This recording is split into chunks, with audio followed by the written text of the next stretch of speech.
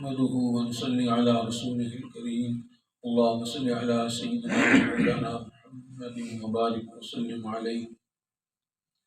عن عبد الله بن عمر رضي الله تعالى عنهما أن رسول الله صلى الله عليه وسلم قال المسلم أخو المسلم لا يظلمه ولا يسلمه ومن كان في حاجة أخيه كان الله في حاجته ومن فرج عن مسلم كربة فرج الله عنه كربة من كربات يوم القيامة ومن ستر مسلما ستره الله يوم القيامة او كما قال علیہ الصلوۃ والسلام۔ حضرت عبداللہ بن عمر رضی اللہ تعالی عنہما رسول اللہ صلی اللہ تعالی علیہ وسلم سے نقل کرتے ہیں کہ آپ نے یہ بات ارشاد فرمائی، المسلم اخو المسلم، مسلمان کا بھائی ہے، لا یظلمہ، وہ اس پر زیادتی اور ظلم نہیں کرتا، ولا یسلمہ، اور نہ وہ اس کو بے یار و مددگار چھوڑتا ہے، ومن کان فی حاجت اخی، اور جو کوئی اپنے بھائی کی ضرورت میں لگا ہوتا ہے، کان اللہ فی حاجتہ، اللہ تعالیٰ اس کی ضرورتوں کو پورا کرنے والے ہیں، ومن فرج عن مسلم کربہ، اور جو کوئی کسی مسلمان کی کسی پریشانی کو دور کرتا ہے، فرج اللہ عنہ کربۃ من کربات یوم القیامہ، اللہ تعالیٰ قیامت کی پریشانیوں میں سے اس کی ایک پریشانی کو دور فرمائے، ومن ستر مسلمہ، اور جو کسی مسلمان کی پردہ پوشی کرتا ہے، سترہ اللہ یوم القیامہ، اللہ تعالیٰ قیامت کے دن اس کی پردہ پوشی فرمائے گی۔ تو یہ حدیث ہمارے آپس کے تعلقات کے حوالے سے بڑی وضاحت کے ساتھ ہمارے سامنے آ گئی ہے کہ اللہ کے رسول صلی اللہ علیہ وسلم نے ہمیں آپس میں رہنے کا ایک سلیقہ اور طریقہ بتا دیا کہ مسلمانوں نے آپس میں کس طرح رہنا ہے، ان کی آپس کی معاشرت کیسے ہونی چاہیے، ان کے آپس کے تعلقات کیسے ہونے چاہیے۔ تو فرمایا المسلم اخو المسلم، مسلمان کا بھائی ہے۔ قرآن حکیم میں بھی اس کے بارے میں ارشاد فرمایا گیا سورہ حجرات کے اندر، انما المؤمنون اخوہ، سارے مومن آپس میں بھائی ہیں۔ تو اس بھائی اور اخوت کی جو بنیاد ہے، بھائی پن کی اور اخوت کی اور بھائی چارے کی جو بنیاد ہے وہ ایمان ہے، وہ اسلام ہے۔ اسلام کی بنیاد پہ، کلمے کی بنیاد پہ، ایمان کی بنیاد پہ آپس میں بھائی ہیں، اور یہ رشتہ کوئی عام رشتہ یا کوئی معمولی سا رشتہ نہیں، بڑا مضبوط رشتہ ہے۔ یہاں پہ جو رشتہ بتایا گیا ہے کہ وہ آپس میں بھائی ہیں، اسلام کی بنیاد پہ، ایمان کی بنیاد پہ بھائی ہیں۔ یہ تعلق ہمارا اتنا مضبوط تعلق ہے، یہ ہمیں بھولا ہوا ہے۔ ہمارا آپس کا یہ جو ایمان والا تعلق ہے، اسلام والا تعلق ہے،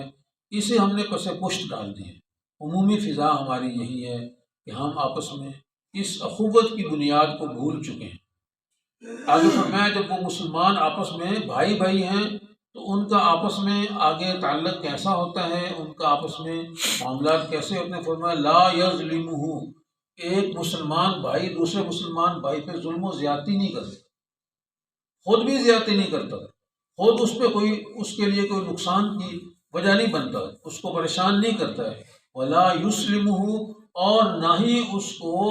کسی مصیبت کے وقت میں بے یار و مددگار چھوڑتا ہے۔ یعنی نہ تو وہ خود زیادتی کرتا ہے، اور اگر اس پر کوئی دوسرا بندہ زیادتی کر رہا ہو تو اس کو ایسے نہیں چھوڑ دیتا، تنہا نہیں چھوڑ دیتا، بلکہ کھڑا ہوتا ہے اور اس ظالم کے سامنے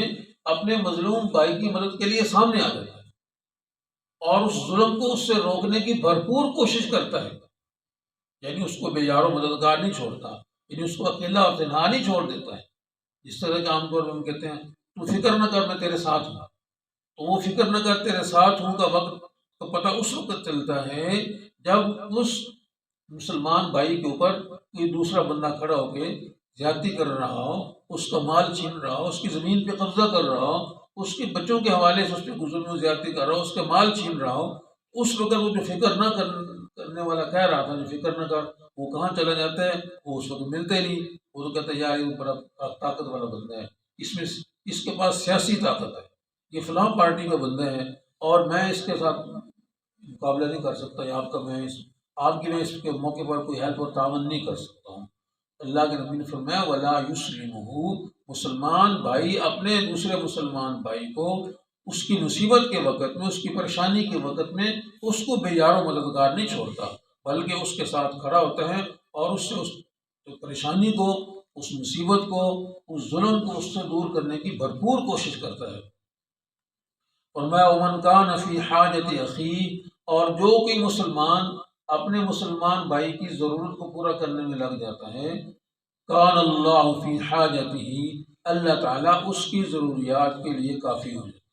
اللہ اس کی ضروریات کو پورا کرنے میں لگ جاتے ہیں۔ یعنی اگر میں آپ میں سے کسی کی کوئی ضرورت آتی ہے، میرے سامنے اس کو پورا کرتا ہوں، تو اللہ تعالیٰ میری ضروریات کو پورا کریں گے۔